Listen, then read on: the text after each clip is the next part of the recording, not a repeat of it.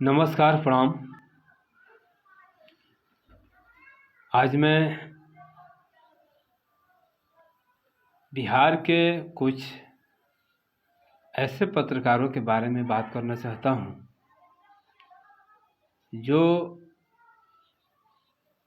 हमारे बिहार के शांति व्यवस्था को और आपसी संबंध को बहुत ही भयावह पूर्वक लाने में उनका बहुत ही योगदान है। यहाँ के शांति व्यवस्था को भंग करने की प्रयास की गई उनके पत्रकारिता के माध्यम से। किसी समाजवादी विचारधारा के नेता को टारगेट किया गया, बिहार को बदनाम करने की प्रयास की गई। तो उस पे मैं आज इस वीडियो के माध्यम से अपने बिहार के तमाम लोगों को बताना चाहता हूँ कि वैसे पत्रकार जो हमारे देश की एकता और अखंडता को तोड़ने का प्रयास करते हैं, उनको सबक सिखाने की ज़रूरत है। क्योंकि हमारे देश में ऐसे पत्रकार जो हैं हमारी एकता को ख़त्म करते हैं, हमारी आपसी संबंध को ख़त्म करने का प्रयास कर रहे हैं। आज देश की जो स्थिति है किसी से नहीं छुपा है। जहाँ सवाल पूछना है, पत्रकार वहाँ डर के मारे पहुँचता नहीं है।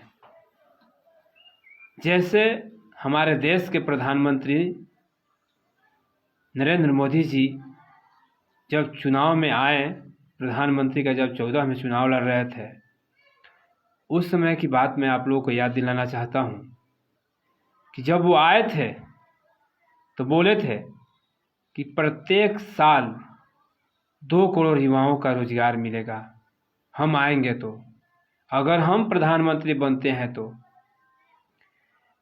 आज तक कोई भी पत्रकार उनसे सवाल पूछने नहीं गया कि मोदी जी 2 करोड़ जो प्रत्येक साल आप युवाओं को रोजगार देने के लिए वादा किए थे, आपने कितने लोगों को रोजगार दिया। दूसरा बात कि गैस सिलेंडर का दाम जो है दोगुना हो गया। पहले 450-500 के अंदर में ही मिलता था, आज 1100 रुपये जो है गैस सिलेंडर का दाम हो गया है। और उस पे कोई पत्रकार उनसे सवाल करने के लिए नहीं जा रहा है। तीसरा बात कि हमारे देश में पेट्रोल का दाम दोगुना ग्रोथ कर गया। जो हमें 55-60 के पेट्रोल मिला करते थे, आज 110 रुपये लीटर हो गए हैं। इससे कोई पत्रकार सवाल पूछने नहीं गया कि मोदी जी, अमित शाह जी, ऐसा क्यों हो रहा है, गैस सिलेंडर का दाम दोगुना क्यों बढ़ा, पेट्रोल का दाम दोगुना क्यों बढ़ा। कोई पत्रकार का हैसियत नहीं है कि उनके सामने जा कर के ये सवाल कर सके। लेकिन बिहार में मात्र 5 से 6 महीना अभी हुआ है, महागठबंधन का सरकार बना है। 6 महीना पहले किसी भी पत्रकार का औकात नहीं था कि जा कर के उनसे सवाल करे कि शिक्षा व्यवस्था में जो कमियां रह गई हैं, कैसे उसे दुरुस्त किया जाए, कैसे शिक्षा व्यवस्था को सुडौल बनाया जाए, कैसे शिक्षा व्यवस्था में सुधार किया जाए। किसी पत्रकार का हैसियत नहीं था पूछने के लिए, सवाल जवाब करने के लिए, क्योंकि उस समय बीजेपी का सरकार था। किसी पत्रकार का औकात नहीं था कि जेपी यूनिवर्सिटी में जा कर के और सवाल पूछे कि सेशन लेट क्यों चल रहा है। वहाँ सेशन आज से लेट नहीं चल रहा है। जब हम 12-13 साल के थे, उस समय से मैं सुन रहा हूँ कि जेपी यूनिवर्सिटी का सेशन जो है 3 साल का कोर्स जो है 4 से 5 साल में दिया जाता है। उस समय कोई पत्रकार नहीं पूछता था कि हाँ क्यों सेशन लेट हो रहा है, क्यों बच्चों के भविष्य के साथ खिलवाड़ किया जा रहा है। लेकिन मैं आप लोगों को एक सच्चाई बता देना चाहता हूँ इस वीडियो के माध्यम से कि जब से महागठबंधन का सरकार आया है तब से एक मनीष कश्यप नाम का पत्रकार है, मैं उसका वीडियो पहले भी देखता था, मुझे लगता था कि अच्छा इंसान है, लेकिन नहीं, वो मुद्दा पे कभी बात किया ही नहीं है। बीजेपी सरकार में किसी भी मंत्री से सवाल किया ही नहीं है।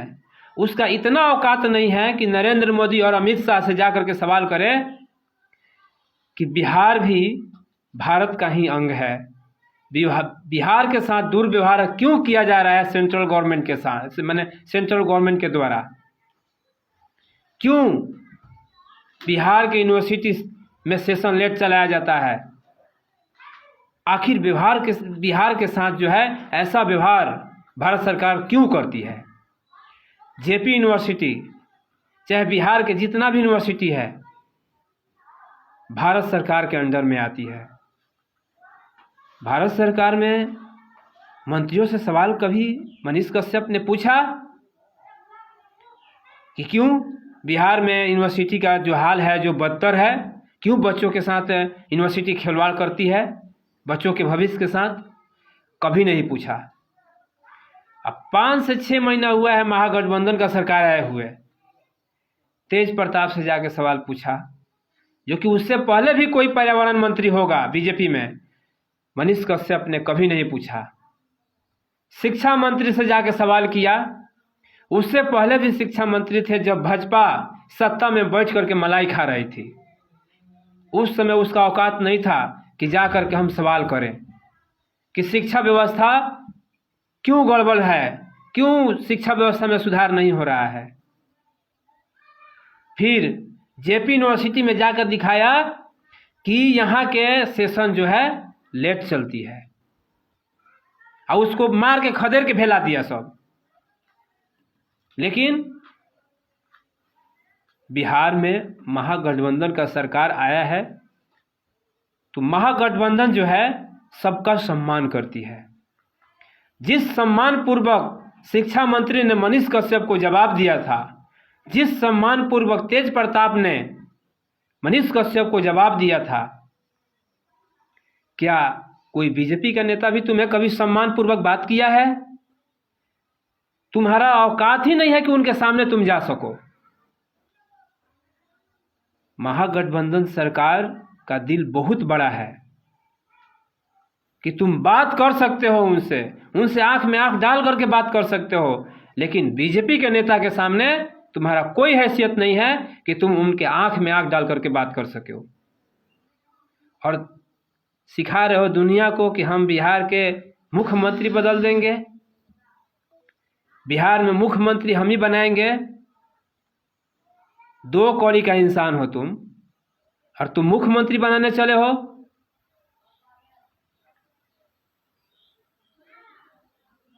तुम्हारा सारा सच्चाई पूरा बिहार का पूरा देश जान गया है कि तुम एक बीजेपी का दलाल हो, तुम उन सामंतवादियों का माने दलाल हो जो कभी लोगों का सम्मान नहीं करते थे।